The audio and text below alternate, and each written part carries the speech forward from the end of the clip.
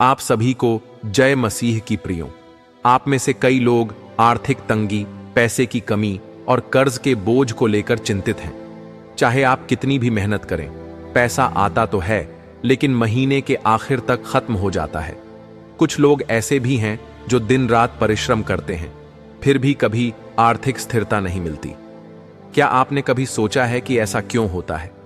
क्यों कुछ लोग बिना मेहनत के भी समृद्ध होते हैं, लेकिन आप कड़ी मेहनत के बाद भी संघर्ष कर रहे हैं? क्या यह सिर्फ आपकी किस्मत है या इसके पीछे कोई गहरी आध्यात्मिक सच्चाई छिपी है? आज हम इसी रहस्य से पर्दा उठाने वाले हैं।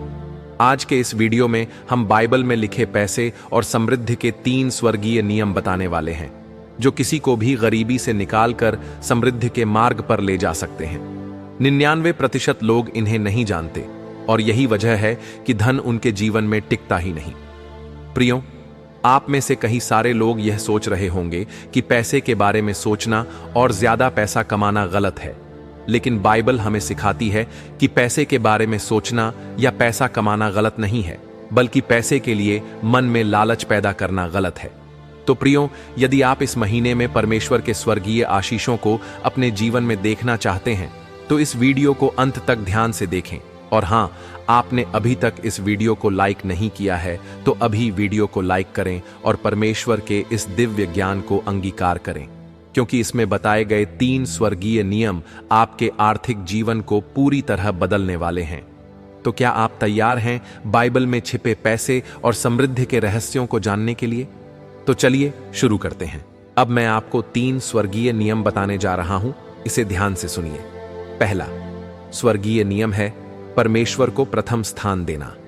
प्रियो, बाइबल वचन मत्ती 6 वचन 33 में लिखा है, पहले तुम उसके राज्य और धर्म की खोज करो तो ये सब वस्तुएं तुम्हें मिल जाएंगी।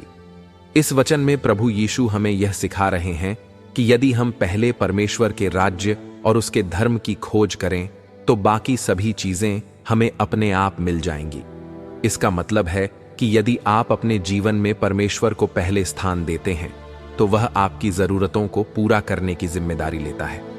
बहुत से लोग सोचते हैं कि कड़ी मेहनत, अच्छी रणनीति और निवेश से ही पैसा आता है, लेकिन बाइबल कहती है कि धन, समृद्धि और सफलता का असली स्रोत परमेश्वर स्वयं है। जब हम परमेश्वर को अपने जीवन में पहला स्थान देते हैं तो वह अपने खजाने खोल देता है और हमारी आवश्यकताओं को पूरा करता है। लेकिन आज लोग परमेश्वर से ज्यादा पैसे को प्राथमिकता देते हैं। वे धन कमाने के लिए दिन रात मेहनत करते हैं, योजनाएं बनाते हैं, बिजनेस करते हैं, लेकिन प्रार्थना के लिए समय नहीं निकालते। उनका ध्यान परमेश्वर के राज्य पर नहीं बल्कि अपने बैंक बैलेंस पर होता है, और यही कारण है कि वे आर्थिक तंगी, कर्ज और संघर्षों में फंसे रहते हैं। जब कोई व्यक्ति परमेश्वर को अपने जीवन में पहले स्थान पर नहीं रखता तो वह खुद को संघर्षों और असफलताओं में जकड़ा हुआ पाता है। उसे लगता है कि वह मेहनत तो बहुत कर रहा है, लेकिन उसका परिणाम नहीं मिल रहा।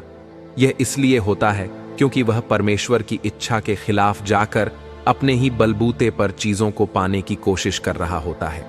यही कारण है कि कई व्यक्ति बिना ज्यादा मेहनत किए भी समृद्ध होते हैं, जबकि कुछ लोग दिन रात मेहनत करने के बाद भी गरीबी से बाहर नहीं निकल पाते। इसका रहस्य यही है कि जो लोग परमेश्वर को प्राथमिकता देते हैं वे आशीष के द्वारों को खोलते हैं, और जिनका ध्यान सिर्फ धन पर होता है उनके द्वार बंद रहते हैं। जब आप परमेश्वर को पहला स्थान देंगे तो वह आपको ऐसी जगह स्थापित करेगा जहां धन और समृद्धि आपकी ओर दौड़कर आएगी। अब जानते हैं दूसरा स्वर्गीय नियम। दूसरा स्वर्गीय नियम है उदारता और दानशीलता। बाइबल वचन लूका 6 वचन 38 में लिखा है, दो तो तुम्हें भी दिया जाएगा, लोग पूरा नाप दबा दबा कर, हिला हिलाकर और उभरता हुआ तुम्हारी गोद में डालेंगे। प्रियो, इस वचन में यीशु मसीह हमें एक बहुत ही महत्वपूर्ण सिद्धांत सिखा रहे हैं, जो देता है वही पाता है। यह नियम सिर्फ आध्यात्मिक नहीं बल्कि भौतिक जीवन में भी लागू होता है। जब आप उदारता से दूसरों की मदद करते हैं तो परमेश्वर आपके लिए कई दरवाजे खोलता है। वह आपको उतना ही नहीं लौटाता जितना आपने दिया, बल्कि उसे कई गुना बढ़ाकर लौटाता है। परमेश्वर की गणना मनुष्यों से अलग होती है। हम सोचते हैं कि यदि हम किसी को देंगे तो हमारे पास कम हो जाएगा, लेकिन बाइबल सिखाती है कि जब हम देते हैं तो परमेश्वर हमें उससे कहीं अधिक लौटाता है। कई लोग यह सोचकर जीवन भर दान नहीं करते कि पहले वे खुद अमीर बन जाएं, फिर किसी की मदद करें। लेकिन बाइबल कहती है कि पहले दो, फिर तुम्हें मिलेगा। कुछ लोग डरते हैं कि यदि वे दान करेंगे तो उनका पैसा खत्म हो जाएगा, लेकिन यह सोचना वैसे ही है जैसे कोई किसान कहे कि मैं बीज नहीं बोऊंगा क्योंकि इससे मेरे पास कम बीज रह जाएंगे। कुछ लोग पैसा सिर्फ अपने ऊपर खर्च करना चाहते हैं और सोचते हैं कि मुझे खुद की जरूरतें पहले पूरी करनी है, लेकिन वे यह भूल जाते हैं कि जो बोता है वही काटता है। इसी कारण से आपके पास पैसा नहीं टिकता। आप जितना कमाते हो वह खत्म हो जाता है। कड़ी मेहनत करने के बाद भी तंगी में रहते हैं। प्रियो, यदि आप अमीर लोगों को देखें तो पाएंगे कि वे बहुत अधिक दान करते हैं। वे जानते हैं कि पैसा जितना ज्यादा बाहर जाएगा उतना ज्यादा वापस आएगा। यह सिर्फ धन का मामला नहीं है। आप अपने समय, अपने संसाधन, अपनी मदद और अपने ज्ञान को भी दूसरों को दे सकते हैं। बाइबल हमें सिखाती है कि जो दिल खोलकर देता है उसे परमेश्वर की ओर से भी दिल खोलकर मिलता है। जब आप उदार बनते हैं तो आपके जीवन में आशीषों की बौछार शुरू हो जाती है। परमेश्वर आपको वो सब कुछ देते हैं जो आपको चाहिए।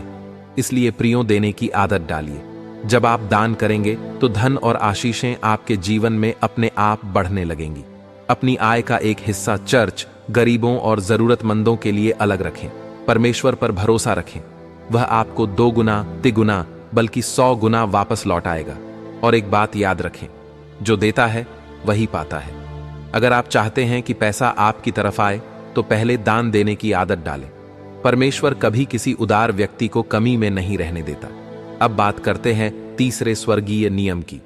प्रियो, तीसरा नियम बहुत महत्वपूर्ण नियम है। यदि आप इसे नहीं समझेंगे तो ऊपर बताए गए 2 नियम आपके लिए कोई मायने नहीं रखेंगे, इसलिए इसे ध्यान से सुनिए। तीसरा स्वर्गीय नियम है लालच से बचना। बाइबल वचन लूका 12वें वचन 15 में लिखा है, फिर उसने उनसे कहा, सावधान रहो और हर प्रकार के लालच से बचो, क्योंकि किसी का जीवन उसकी संपत्ति की बहुतायत पर निर्भर नहीं करता। इस वचन में प्रभु यीशु हमें चेतावनी देते हैं कि संपत्ति और धन ही जीवन का उद्देश्य नहीं है। बहुत से लोग सोचते हैं कि अगर मेरे पास अधिक पैसा होगा तो मैं खुश रहूंगा, लेकिन यीशु ने साफ कहा कि संपत्ति की बहुतायत से जीवन का मोल नहीं आंका जा सकता। प्रियों, बाइबल हमें सिखाती है कि पैसा कमाना या उसे संभाल कर रखना गलत नहीं है, लेकिन पैसे के लिए लालच करना गलत है। यह पहले भी मैंने आपको बताया है।